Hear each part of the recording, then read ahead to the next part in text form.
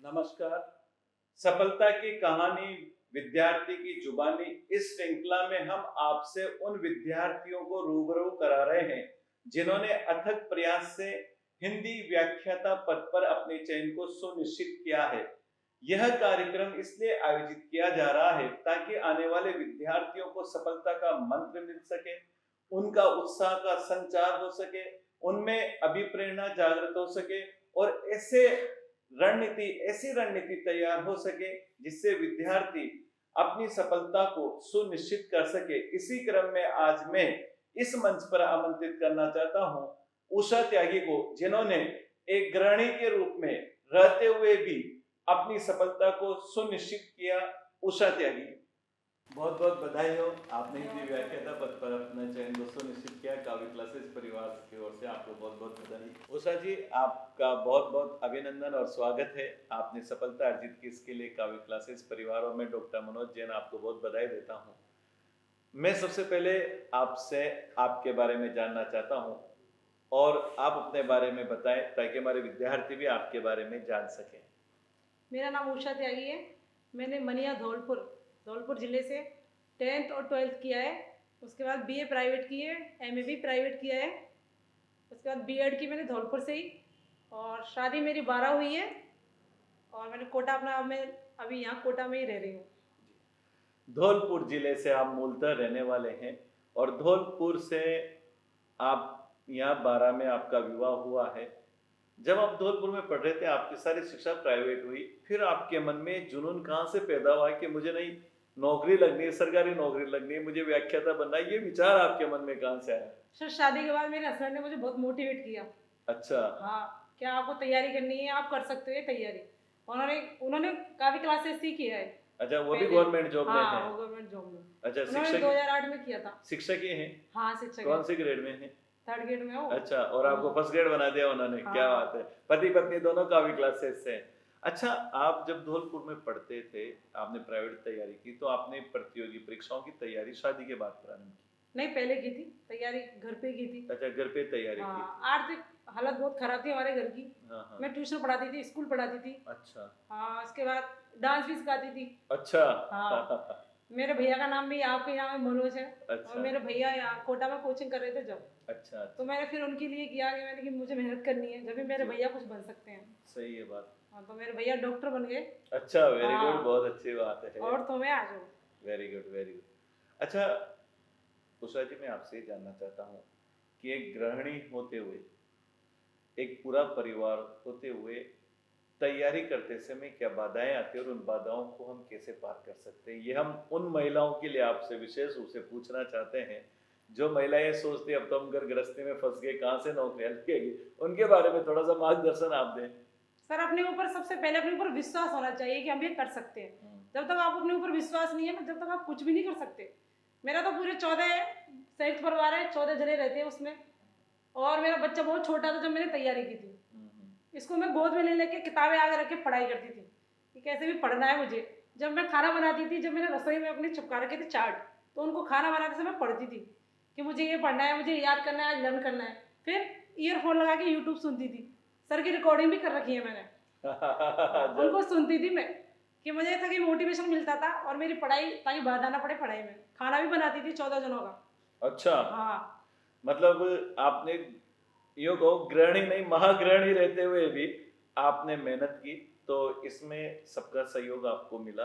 क्या आप मानते हैं कि सबका सहयोग मिलना भी आवश्यक है? हाँ सर, आवश्यक है, लेकिन मेरे ससुराल वाले नहीं चाहते थे कि मैं जॉब करूँ। अच्छा। मेरे हस्बैंड चाहते थे।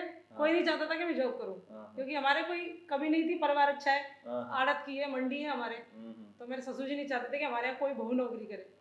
और मेरी इच्छा थी खुद की पढ़ने की। अब तो सब प्रसन्न होंगे, नौकरी लगे, अब तो सब खुश हैं। ऐसे तो बहुत अच्छे हैं, पर वो नहीं चाहते थे कि नौकरी करे हमारी बहू। लेकिन अब आप जिस पद पे चयनित हो गए, उस पद पर चयनित होकर अब आपको कैसा लग रहा है? सर, बहुत अच्छा लग रहा है। सब आपका आशीर्वाद है सर। सब मालिक आपकी मेहनत सर हमसे भी ज्यादा है। आपने जितनी मेहनत हमारे लिए की है ना, उसके आगे हमारी मेहनत कुछ भी नहीं है। जब मैं आपको देखती थी ना सर गर्मी में, आप 6 घंटे तक बिना पानी पीए पढ़ाते थे। तो मैं सोची जब सर इतनी मेहनत कर सकते तो हम क्यों नहीं कर सकते। बिल्कुल, और सफलता के लिए मेहनत बहुत जरूरी, चाहे वो अध्यापक हो चाहे छात्र हो। और ये जो पसीना हम बहाते हैं इसका मूल्य हमें सफलता के रूप में अवश्य मिलता है। हमने या मैंने जो 6 घंटे 4 घंटे जो आपके साथ मेहनत की, जो पसीना बहाया, उसका परिणाम आप सामने बैठे हैं और ये हमें कहीं ना कहीं उत्साहित करता है कि हम और आगे इन चीज़ों को ले जाएं। आज सैकड़ों विद्यार्थी व्याख्याता के रूप में चयनित हुए, ये श्रृंखला उसी रूप में चलाई जा रही है ताकि अधिक से अधिक विद्यार्थी जाने की सफलता कैसे प्राप्त कर सकते हैं। अच्छा, मैं ये आपसे ही कहना चाहता हूँ कि जो विद्यार्थी या जो महिलाएं या जो बच्चे जो बहुत सारी समस्याओं में, किसी के पारिवारिक समस्या, किसी की आर्थिक समस्या, किसी की सामाजिक समस्या रहती है, उनसे आप क्या कहना चाहते हैं कि तैयारी के बारे में? क्या उन समस्याओं से ग्रसित होकर घर बैठ जाना चाहिए? कभी नहीं बैठना चाहिए। समस्याएं सबके साथ होती हैं, समस्याओं से लड़ना सीखो। कोई भी समस्या हमारे से बड़ी नहीं होती। हमारा हौसला है तो कोई भी समस्या पार कर सकते हैं हम। मुझे तो नहीं लगता कोई भी समस्या बड़ी है, मैं कुछ भी कर सकती हूँ। मुझे अपने ऊपर इतना विश्वास है। अगर मैंने सोच लिया, मेरे दिमाग में यहाँ से मुझे विकलांग नहीं होना है। अपन विकलांग होकर सोचते हैं ना कि हम नहीं कर सकते, लेकिन अब जब दिमाग से ही अपन बेस्ट है तो कोई हमें रोक ही नहीं सकता कुछ भी आगे बढ़ने से। बिल्कुल, धैर्य, हाँ। विश्वास खुद पर होना चाहिए। जिस दिन आप किसी चीज के लिए जा रहे हो उसको आप पहले सोच लो कि आपको कुछ बनना है, आपका सिलेक्शन होगा। आपको नेगेटिविटी अपने अंदर नहीं लानी। अगर आपने सोच लिया कि आप नहीं बन पाओगे तो नहीं बन पाओगे। बहुत सी बार आपके सामने भी ऐसी समस्या आई होगी, अरे यार फर्स्ट ग्रेड में थोड़ी होएगा, फर्स्ट ग्रेड में होगा, जाने नहीं होगा, ये करे नहीं करे तैयारी, घर पे पढ़ लो। इसके बारे में आपका क्या कहना है? सर मेरे में कभी नहीं आया। जब मैंने आप फर्स्ट डे आपसे कोचिंग की थी ना, आपका डेमो देखा था ना, उस दिन से मुझे विश्वास हो गया था कि मेरा सिलेक्शन कोई रोक नहीं सकता। सर आप बहुत अच्छा पढ़ाते हो, मतलब आपके बराबर राजस्थान में कोई पढ़ा नहीं सकता। आपकी कसौटी पर मैं खरा उतर गया 100% से भी ज्यादा सर। अच्छा, एक और चीज बताइए, जो विद्यार्थी तैयारी कर रहा होता है, कोचिंग में पढ़ रहा होता है, तो जो हम यहाँ से प्रैक्टिस शीट उसको देते हैं, संडे को जो टेस्ट लेते हैं, क्या वो भी संजीवनी बूटी की तरह कार्य? वो संजीवनी बूटी सर, आपके क्वेश्चन हमेशा अलग होते हैं, नए होते हैं।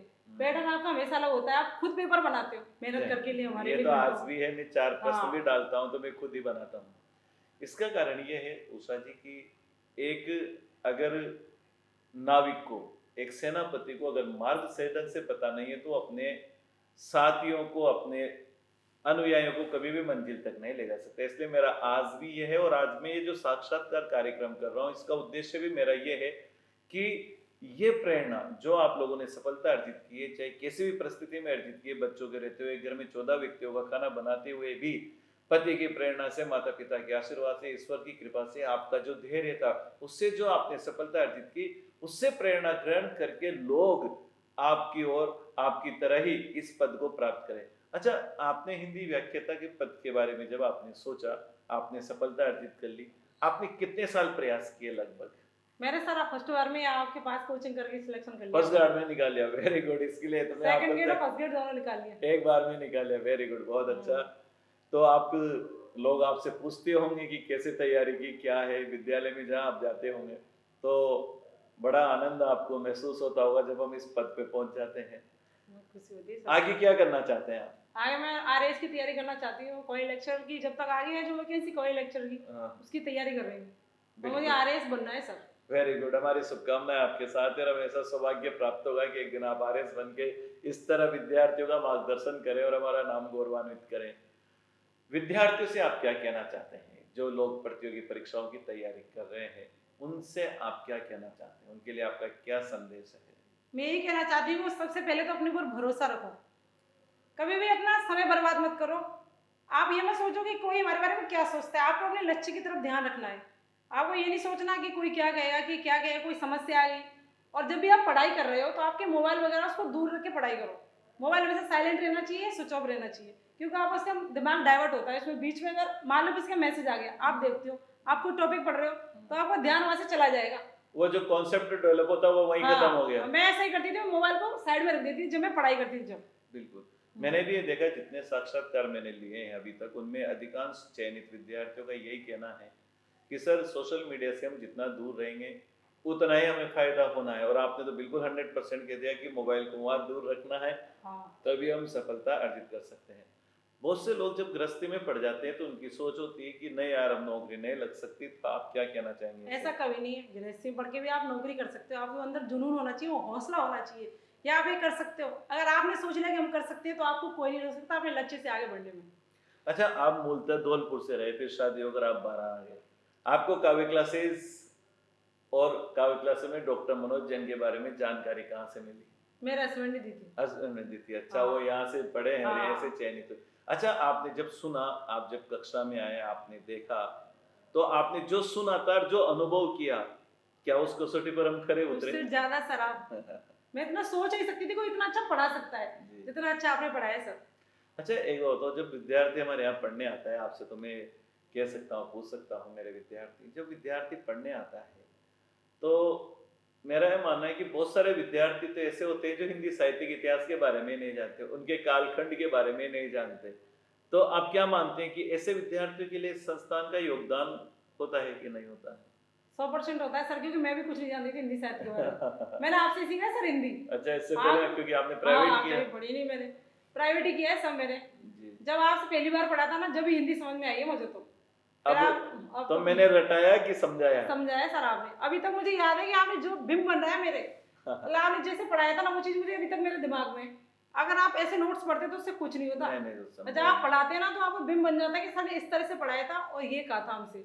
देखिए, ये तो अभी साक्षात्कार समाप्त हो गए, लेकिन ये चीजें हमें तब लाभ देती है जब हम साक्षात्कार देते हैं। आज आपने किसी चीज को समझाया, जब साक्षात्कार आप कभी कॉलेज लेक्चरर के लिए जाते हैं, तो ये चीजें कहीं ना कहीं आपको लाभ अवश्य देती है, रटने की अपेक्षा समझने पर ही बल।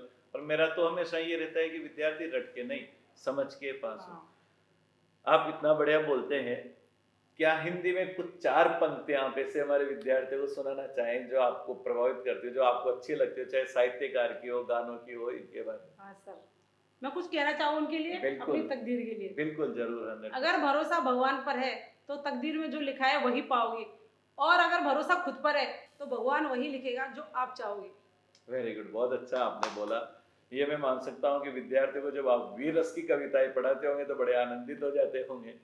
अच्छा, अब जब हम फर्स्ट ग्रेड के पद पर चयनित हो गए, परिवार हमारा अलग अगर हम एक तरफ कर दें, तो जब हम चयनित नहीं होते, सरकारी सेवा में नहीं होते, और अब जब सरकारी सेवा में हो गए, तो लोगों के देखने का दृष्टिकोण बदलता है पूरा कि नहीं? बदल जाता है सर। जो फोन नहीं करते वो भी करने लग जाते हैं। हाँ, जो मिलते नहीं वो भी मिल जाते हैं सर। वो भी मिल जाते हैं। अपने हो जाते हैं सब। बिल्कुल बिल्कुल। हाँ। पद और प्रतिष्ठा एक ऐसी चीज होती है जिससे गैर भी अपने हो जाते हैं। आप जो विद्यार्थी तैयारी कर रहे हैं, उन विद्यार्थियों के लिए आप क्या कहना चाहते हैं कि भाई सिलेबस उनके पास होना चाहिए?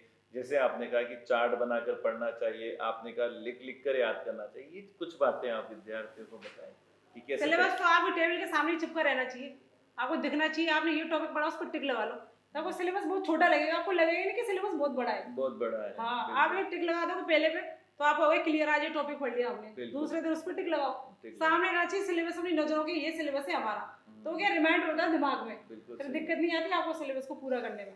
अच्छा, आप क्या मानते हैं, बहुत सारी किताबें होनी चाहिए कि सिलेक्टेड नोट्स, कक्षा के नोट्स पढ़ लिए, 1-2 किताबें? आपका क्या कहना है? मेरे तो बहुत सिलेक्टिव नोट्स हैं आपके सर, मैंने कोई बाहर से किताब नहीं खरीदी। अच्छा हाँ, भले मेरी लाइब्रेरी में देखना, कोई भी किताब नहीं मिलेगी आपको नोट्स के अलावा। अच्छा। वो नोट्स मैंने 100 बार पढ़ लिए। अच्छा, ये हाँ। करत करत अभ्यास के जवाब हाँ, दिया बस तो वो मैंने 100 बार पढ़ लिए नोट्स सर के, और समझ में आया था मेरी क्लास में ही आपके। बिल्कुल। देखिए, वो तो आपका भी एक बहुत अच्छा प्रयास रहा, नहीं तो विद्यार्थी एक बार पढ़ लेते हैं, हो गया काम अपना।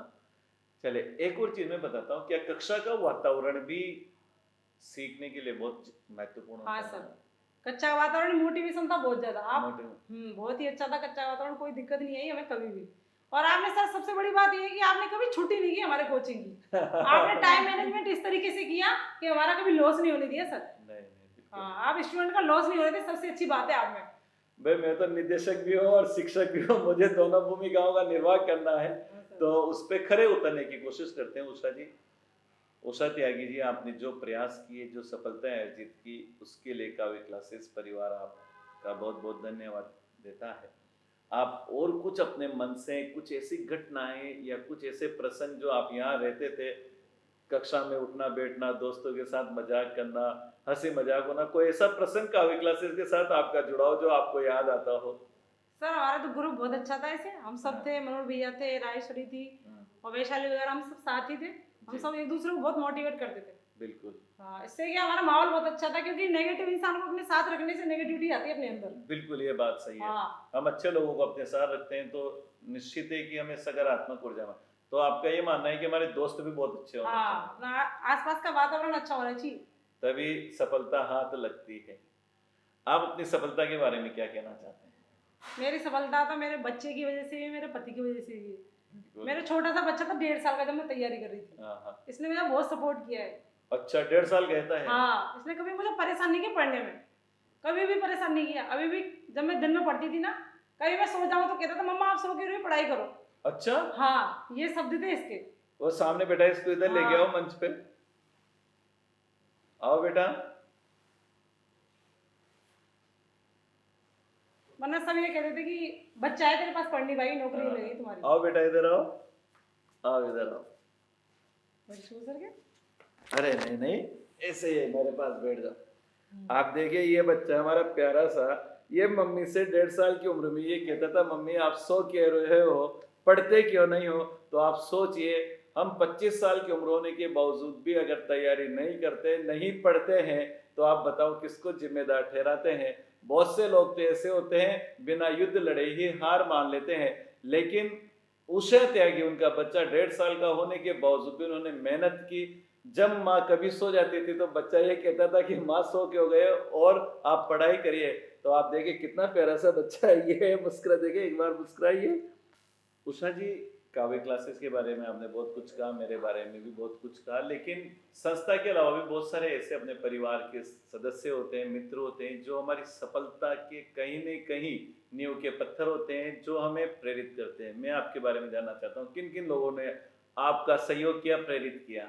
सबसे पहले शादी से पहले मेरी माँ ने किया बहुत जी। मेरे माँ ने और मेरे भैया ने। हाँ। उसके बाद शादी के बाद पति ने, मेरे बच्चे ने और मेरी दीदी ने, मेरी बड़ी दीदी ने मुझे बहुत सपोर्ट किया। मेरे गुड्डन दीदी ने मेरे बच्चे को रखती थी, वो 8-8 घंटे उसको संभालती थी और मेरा ख्याल रखती थी, मुझे हाथ में सब चीज देती थी वो। जब आप तैयारी कर रहे हाँ, थे? क्या तेरा सिलेक्शन हो जाए बस, मुझे और कुछ नहीं चाहिए। अच्छा, तो आप उनके प्रति बहुत आभारी बहुत हैं। आभारी है मेरी दीदी की, बहुत। चलिए, बहुत अच्छा, बहुत बहुत धन्यवाद आपका। धन्यवाद।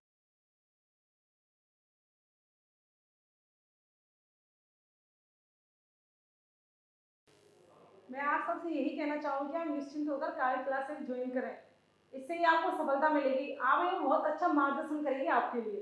धन्यवाद।